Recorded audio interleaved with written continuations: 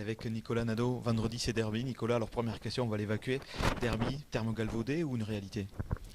Oh, je pense que c'est une réalité encore. Je crois que le terme derby est bien employé essentiellement par l'environnement, puisque les supporters entre eux s'organisent quelque chose. Après, on sent que les dirigeants, la ferveur est montée, qui est pour savoir un peu les compositions, pour savoir l'état de fraîcheur des joueurs.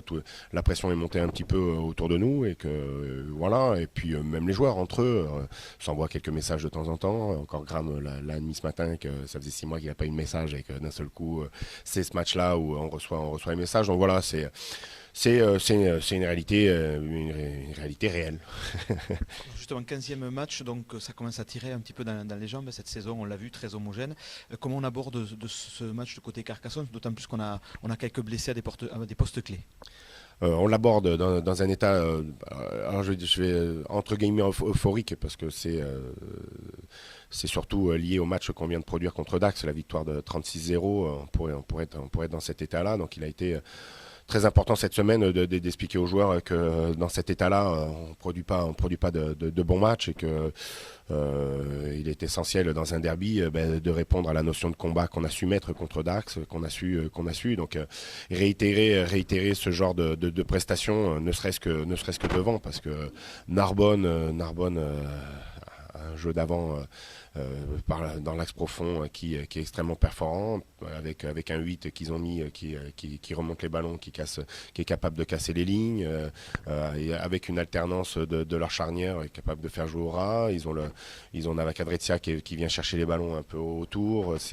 Ils ont ce jeu où ils usent l'adversaire. Ils l'ont montré contre Oyonnax, parce qu'ils annoncent la pluie, que sous la pluie, sur un petit jeu restreint, ça ne les gêne pas du tout. Ils arrivent à mettre à mal l'équipe la plus dense du championnat. Donc voilà, ça va être un derby compliqué dans ce sens si on reste sur notre euphorie du week-end dernier.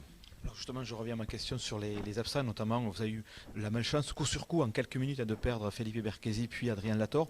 Au-delà de très bons joueurs, ce sont aussi des bons buteurs. Donc, quelle solution vendredi soir du côté de Carcassonne? Mais la première des solutions a été, il fallait déjà recréer une charnière.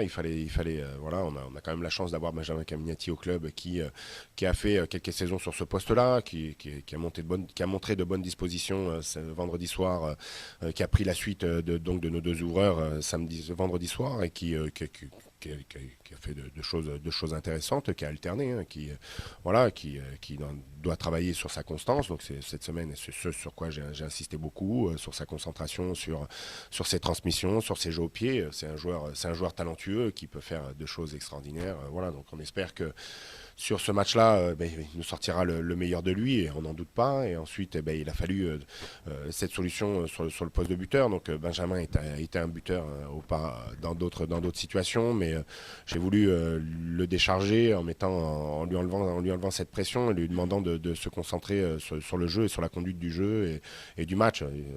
Voilà, donc c'est pour ça que Johan Domenech rejouera ce week-end pour pouvoir prendre le but, reprendre le jeu à son compte, chose qu'il aime beaucoup faire et qui s'affirme de plus en plus dans cette situation-là. Et puis ensuite, nous conclure nous marquer un maximum de points. Voilà. Allez, pour conclure, je m'assure ce derby, un match dans le match, le retour avec de Carcassonne en contact avec Christian Labitte, cette fois-ci à Narbonne et dans l'équipe en face. Ça, on en a parlé dans la semaine, c'est quelque chose, un facteur dont on doit tenir compte quand on prépare ce match? Ouais, c'est le premier facteur qu'on prend en compte, puisque Christian est une personne qui lâche jamais rien, qui la gagne est ancrée dans ses gènes, et que il va marteler ses joueurs, même si Narbonne a fait une bonne prestation à Angoulême, hein, qui ne mérite pas de prendre 23-10, je crois pas, mais il va les pousser au meilleur d'eux-mêmes, il va les transcender, il va tirer la quintessence de chacun pour que encore demain soir, qui mettent le dernier coup de boost pour pouvoir gagner ce match. Et il va leur parler que de victoire, il va leur parler de combat, voilà, il a cette grosse qualité qui transcenderait un bus de soir. Donc alors vendredi soir, rendez-vous pour voir si justement Carcassonne a été capable aussi de surmonter tous ces éléments que tu viens d'évoquer.